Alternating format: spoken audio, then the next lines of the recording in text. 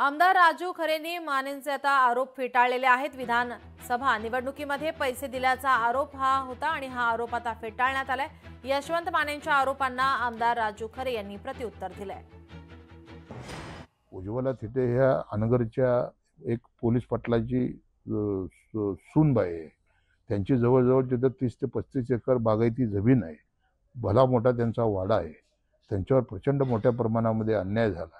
या अन्यायाच्या विरोधात मोहोळ तहसील कचेरी असेल, कलेक्टर ऑफिस असेल, सरकार असेल, त्यात त्यांनी स्वतःची एक महिला म्हणून तक्रार केली।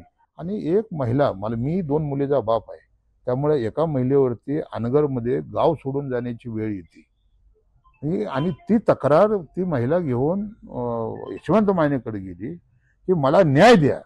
तर त्या बिचारीला न्याय न देता खोटे नाटे आरोप यशवंत मानेंनी केले। यशवंत मानेला जरा लाज वाटायला पाहिजे।